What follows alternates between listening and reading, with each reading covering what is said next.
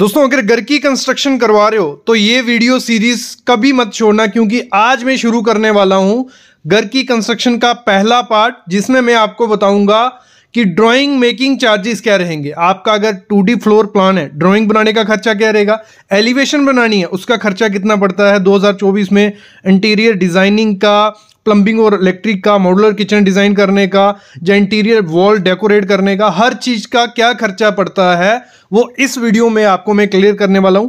आज सीरीज हमारी शुरू होगी, पहला पार्ट उसका है। वीडियो को सेव कर लो क्योंकि कंटिन्यू सीरीज आने वाली है, डेली वीडियोस आएंगी जो शुरू से एंड तक आपको बताएंगी कि क्वालिटी के साथ घर की कंस्ट्रक्शन कैसे करनी है, पैसे कैसे बचाने हैं और घर को स्ट्रॉन्ग कैसे करना है। तो स्टार्ट करते हैं आज का वीडियो। सबसे पहली चीज है, जो घर का प्लान है आपको हमेशा आर्किटेक्ट से बनाना। क्या मैं वर्ड बोल रहा हूं, आर्किटेक्ट, ना कि सिविल इंजीनियर। आर्किटेक्ट जो आपका पुराना कोई एक्सपीरियंस्ड आर्किटेक्ट होगा, जिसको 5 से 6 साल का एक्सपीरियंस, 10 साल का एक्सपीरियंस होगा, उससे बनाओगे तो अच्छा बनेगा और क्वालिटी का बनता है। बाकी जो चार्जेस मैं आपको बताऊंगा वो डिपेंड करते हैं कि उसका आर्किटेक्ट का एक्सपीरियंस कितना है, नया है, पुराना है, उस हिसाब से चार्जेस भी ज़्यादा रहते हैं, लेकिन स्टैंडर्ड जो चार्जेस है यही है। सबसे पहले हमें ड्राइंग की ज़रूरत पड़ती है, वो होता है हमारा 2D फ्लोर प्लान। अभी समझो 2D फ्लोर प्लान क्या है। 2D फ्लोर प्लान हो गया प्लिंथ का, पूरा आपको दिखा देंगे दीवारें की, आपका प्लिंथ, आपका रूम कितने साइज का रहेगा। जैसे सामने आप प्लान देख रहे हो, ये घर का सिंपल सा प्लान है, तो ये इसमें हमें मेंशन है, ये रूम हमारा यहाँ आएगा, ये रूम हमारा यहाँ, डोर यहाँ रहेगा, जो विंडो यहाँ रहेगी। तो बेसिक प्लान रहता है। इसका खर्चा जो पड़ता है आपको 5 से 6 रुपया पर स्क्वायर फीट। कितना? 5 से 6 रुपया। अगर 1000 स्क्वायर फीट का घर होगा तो 1000 मल्टीप्लाई 6 करेंगे तो 6000 रुपया हमारा ये सिंपल सा प्लान बनाने का खर्चा आ जाता है। इसी के साथ क्या होता है, कई जगह पे सबमिशन ड्राइंग चाहिए होती है। सबमिशन ड्राइंग क्या होगी? सबमिशन ड्राइंग होगी कि म्युनिसिपल में आपको ड्राइंग सबमिट करनी पड़ती है, पंचायत में। उसमें क्या होता है, गवर्नमेंट ने कुछ रूल एंड रेगुलेशन रखी होती है। रेरा एक्ट हो गया कि आपको घर के पीछे कितनी जगह छोड़नी है, आपकी मोमटी बार कितनी निकली होगी, रोड से कितने दूर घर होगा, तो वो म्युनिसिपल ये चीजें सब देख के फिर आपका जो ड्राइंग होता है उसको पास करती है, तो उसका अलग से खर्चा रहता है। उसका खर्चा कितना होता है? 6 रुपए से 8 रुपए पर स्क्वायर फीट।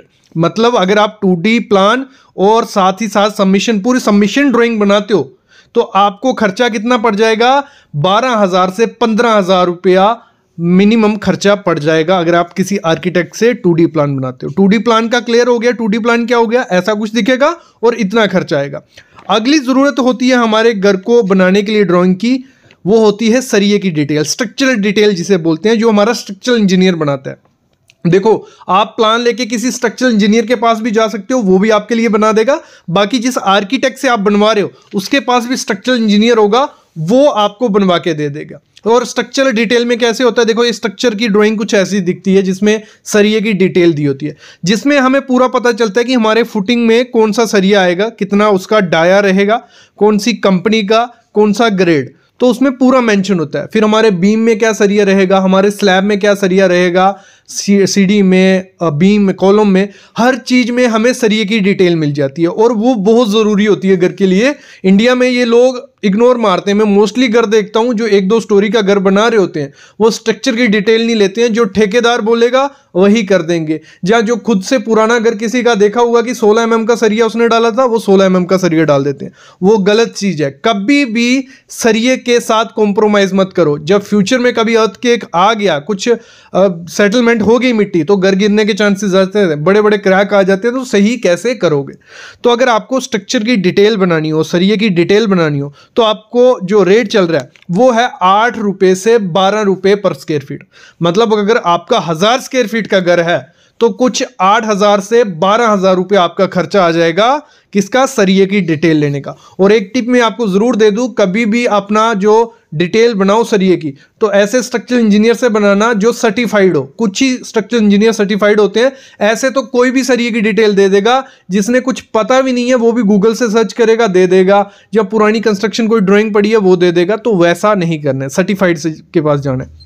अगली जो हमें ड्राइंग की जरूरत होती है, आजकल सबको क्या होता है कि घर उनका सुंदर दिखना चाहिए, और कुछ दिखा नहीं दिखे, उनका जो घर का फ्रंट रहता है, एलिवेशन रहती है, वो अच्छी होनी चाहिए। तो उसका जो खर्चा पड़ जाता है 3D एलिवेशन बनाने का, वो खर्चा 5 से 8 रुपये पर स्क्वायर फीट है। ये ज़्यादा क्यों है?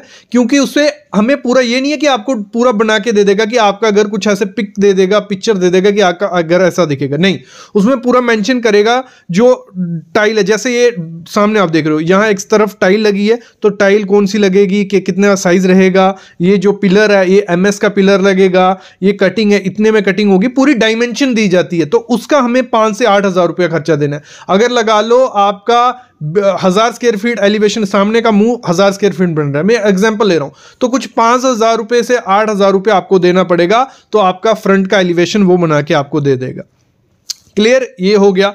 फिर होता है इंटीरियर ड्राइंग, मतलब 360 डिग्री जो आपको वॉक थ्रू करवाया जाता है रूम के अंदर, कि आपका रूम कुछ ऐसा दिखेगा कि आपकी बेड की पोजीशनिंग ये रहेगी, आपकी खिड़की ऐसी कुछ दिखने वाली है, वॉल ऐसी दिखने वाली है, पंखा यहाँ आएगा, तो एक मतलब 360 व्यू बना दिया जाएगा। पहले ही आपका घर बनने से पहले ही आपको दिखा दिया जाएगा कि आपका रूम कुछ ऐसा ऐसा लगने वाला है, उसमें पेंट का कलर भी मेंशन होगा, ये सब चीज़ें इधर फोटोज आ जाएंगे। तो कुछ एक रूम का 5000 रुपये आपका खर्चा आया। देखो आपका घर अगर 3-4 रूम है, आप उनका बना सकते हो। स्पेशल आप किसी लॉबी है, जो हॉल है आपका, जहाँ ड्राइंग रूम है, उसका 1-2 का बना सकते हो, तो 5000 रुपये एक रूम का लिया जाता है।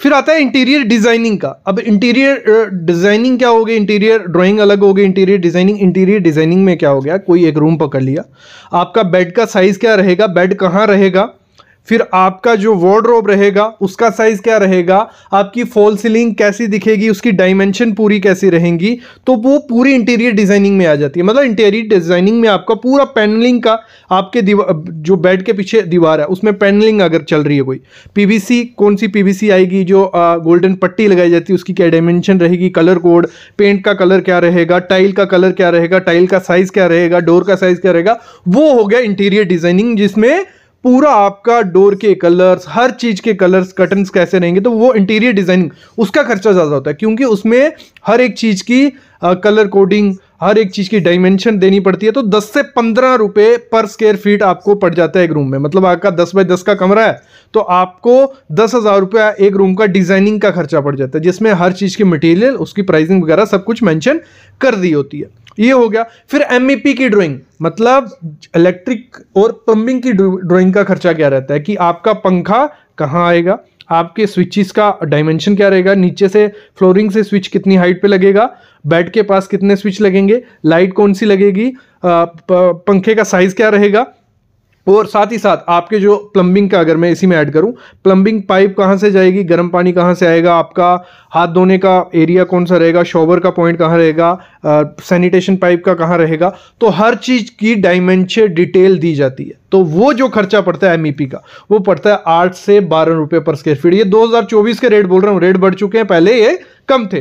तो आपको 8000 से 12000 रुपया, अगर 1000 स्क्वायर फीट का घर है तो आपको खर्चा देना पड़ेगा। तो इस तरीके से ड्राइंग जरूरी होती है। अगला जो ड्राइंग करवाई जाती है वो मॉड्यूलर किचन का डिजाइन किया जाता है, कि मॉड्यूलर किचन आपके कैसे दिखेंगे, मतलब आपका बाहर का कलर कोड क्या रहेगा, आपके जो कटलरी पॉइंट कहाँ आएंगे, गैस कहाँ रहेगी, सिंक कहाँ रहेगी, तो उसका भी डिजाइन किया जाता है।